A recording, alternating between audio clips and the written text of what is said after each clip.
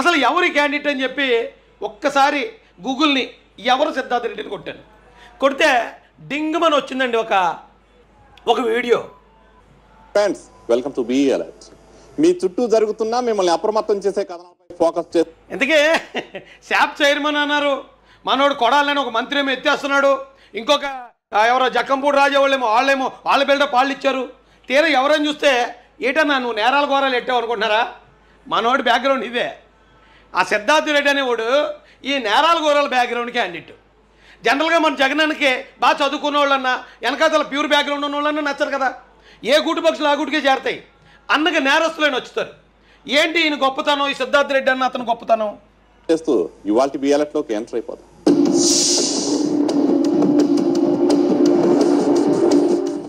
Faction సీమలో 4 నెలల కిందట ఓ మర్డర్ జరిగింది. హత్యకు గురైంది మరెవరో కాదు, నందికొట్కూరు మార్కెట్ యార్డ్ మాజీ వైస్ చైర్మన్. ఆ కేసులో మాజీ మంత్రి పేరు బయటకు వచ్చింది. అప్పటి నుంచి ఆయన ఏమయ్యారో ఎవ్వరికీ తెలియదు. ఇన్నాళ్ళు అజ్ఞాతంలో గడిపిన ఆ పెద్ద మనిషి ఉన్నట్టుండి కోర్టులో లొంగిపోయారు.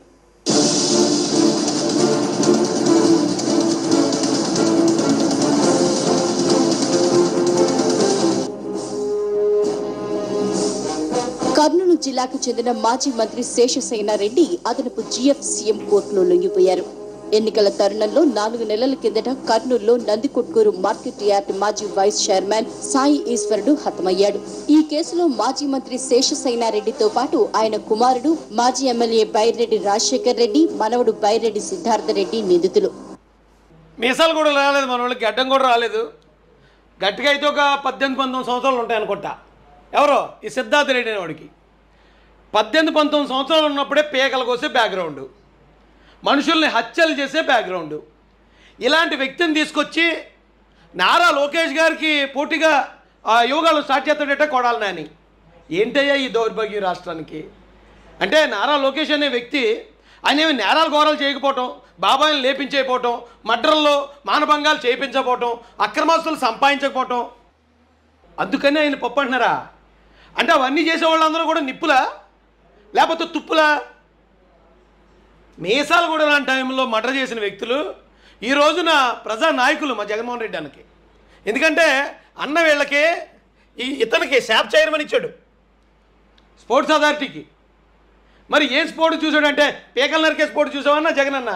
కత్తిలు బాగా తిప్పటం, పేకలు కోయటం, అర్ధరాత్రులు ముసుకేసుకుని వెళ్ళి వెనక నుంచి బ్లేడ్లు ఇచ్చి పేకలు కోయటం, ఆ టాలెంట్ చూసి శాప్ చైర్మన్ ఇచ్చావా? సిగ్గు ఎగ్గు లేకుండా ఇలాంటి వాళ్ళు తీసుకొచ్చి నిజాయితీ పరుల మీదకి, నిప్పులో బతికే వాళ్ళ మీదకి మళ్ళీ వీళ్ళని ఉసుగొలుపుతున్నారంటే కడుపుకి అన్నం తింటారా, గడ్డి తింటారా? జగన్మోహన్ రెడ్డి గారు నోటికి వచ్చినట్టు మాట్లాడతాడు. వాడు పెట్టిందండి యువగాలం. నేను ఛాలెంజ్ చేస్తున్నా లోకేష్ గారికి, ఈ రాష్ట్రంలో ఏ సెంటర్లో అయినా సరే నువ్వు యువగాలం అని చెప్పి ఈ రాష్ట్రంలో నీకు మద్దతు ఇచ్చేటువంటి యువతనే నువ్వు గ్యాదర్ చేసుకో. మేము వైఎస్ఆర్ కాంగ్రెస్ పార్టీ నుంచి సిద్ధార్థ రెడ్డిని పంపిస్తాం. ఈరోజు ఈ మధ్య వైసీపీ నుంచి ఆ సిద్ధార్థ అనే ఒక కుర్రోడిని బాగా ప్రమోట్ చేస్తున్నారండి. ఏంటో తెలీదు, వీళ్ళేమో అతనికి ఇస్తారు బిల్డప్, అతనేమో ఏళ్ళకి బిల్డప్ ఇస్తాడు. మరి ఏంటో ఎక్కడొచ్చిందో నాకు అయితే అర్థం కాదు. కానీ అదే ఎవడో ఈ సిద్ధార్థ రెడ్డి అంటే అసలు ఏంటి? ఇంత బిల్డప్ ఇచ్చడానికి శాప్ చైర్మన్ ఇచ్చేశారు. అలాగే నందికొట్కూరు అనే ఒక ఎస్సీ కాన్స్టిట్యున్సీకి, రిజర్వ్డ్ కాన్స్టిట్యున్సీకి ఎమ్మెల్యేగా ఒక దళితుడు అనే ఆర్థర్ అనే వ్యక్తి నెగ్గినా ఆ నియోజకవర్గానికి ఇతను ఇన్ఛార్జ్. ఎక్కడన్నా అధికార పార్టీకి సంబంధించిన ఓడిపోతే ఇన్ఛార్జిని పెడతారు. కానీ ఒక ఎస్సీ వ్యక్తి అక్కడ ఎమ్మెల్యేగా ఉండగా ఇతను తీసుకెళ్ళి అక్కడ ఏంటది ఇన్ఛార్జ్గా పెట్టారు. శాప్ చైర్మన్ అంటున్నారు. మొన్నేమో ఇక్కడ జక్కంపూడి వాళ్ళు పిలిచి వీళ్ళ బిల్డప్ వీళ్ళు ఇచ్చారు. ఇప్పుడేమో కొడాలని వీళ్ళు ఎత్తుతున్నారు. ఏంటి ఎందుకు ఎత్తుతున్నారు ఇలాగా? ఏముంది మన వాళ్ళు? ఏమో నిజంగా ఒక లోకేష్ గారి లాగా ఎక్కడన్నా విదేశాలకు వెళ్ళి బాగా చదువుకుని వచ్చాడేమో, లేదా ఈ రాష్ట్ర భవిష్యత్తు కోసం ఏమన్నా పాటుపడి. అసలు ఎవరి క్యాండిడేట్ అని చెప్పి ఒక్కసారి గూగుల్ని ఎవరు సిద్ధార్థ రెడ్డిని కొట్టాను. కొడితే డింగ్మని వచ్చిందండి ఒక video. Friends, welcome to be alert.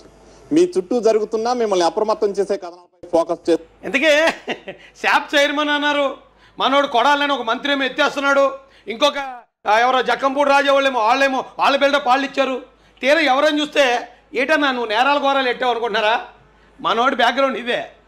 ఆ సిద్ధార్థ రెడ్డి అనేవాడు ఈ నేరాల ఘోరాల బ్యాక్గ్రౌండ్కి అన్నిట్టు. జనరల్గా మన జగనానికి బాగా చదువుకున్న వాళ్ళన్నా వెనకాతల ప్యూర్ బ్యాక్గ్రౌండ్ ఉన్న వాళ్ళన్నా నచ్చరు కదా. ఏ గూటి పక్షులు ఆ గూటికే చేరతాయి. అన్నగా నేరస్తులైన వచ్చుతారు. ఏంటి ఈయన గొప్పతనం, ఈ సిద్ధార్థ రెడ్డి అన్న అతను గొప్పతనం చేస్తూ ఇవాల్టి బిఎల్ఎట్లోకి ఎంటర్ అయిపోతాం.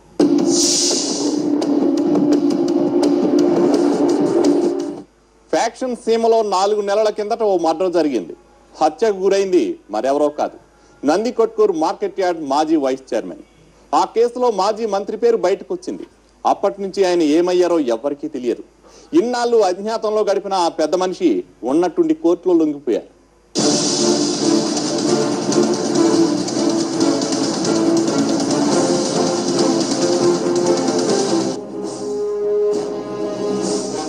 కర్నూలు జిల్లాకు చెందిన మాజీ మంత్రి శేషసేనారెడ్డి అదనపు జీఎఫ్సీఎం కోర్టులో లొంగిపోయారు. ఎన్నికల తరుణంలో 4 నెలల కిందట కర్నూలులో నందికొట్కూరు మార్కెట్ యార్డ్ మాజీ వైస్ చైర్మన్ సాయి ఈశ్వరుడు హతమయ్యాడు.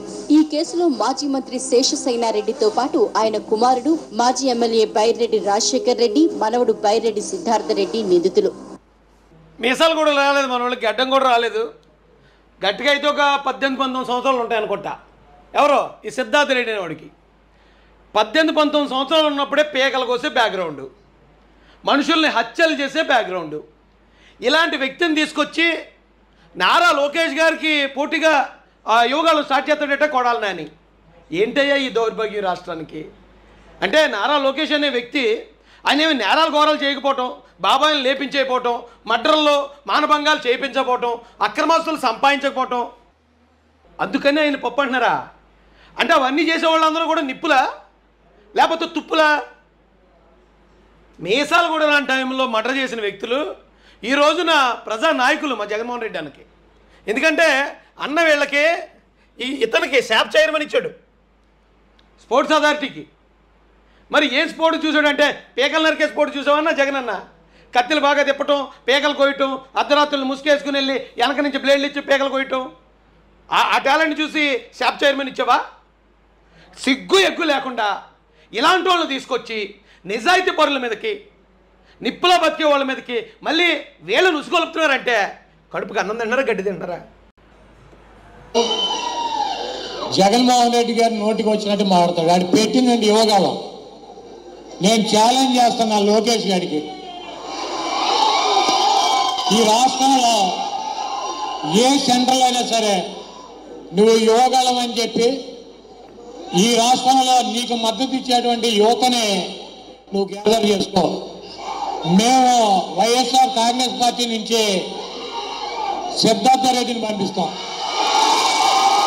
ఈరోజు ఈ మధ్య వైసీపీ నుంచి ఆ సిద్ధార్థ అనే ఒక కుర్రోడిని బాగా ప్రమోట్ చేస్తున్నారండి. ఏంటో తెలీదు, వీళ్ళేమో అతనికి ఇస్తారు బిల్డప్, అతనేమో వీళ్ళకి బిల్డప్ ఇస్తాడు. మరి ఏంటో ఎక్కడొచ్చిందో నాకైతే అర్థం కాదు. కానీ అయితే ఎవడో ఈ సిద్ధార్థ రెడ్డి అంటే అసలు ఏంటి? ఇంత బిల్డప్ ఇచ్చేయడానికి శాప్ చైర్మన్ ఇచ్చేశారు.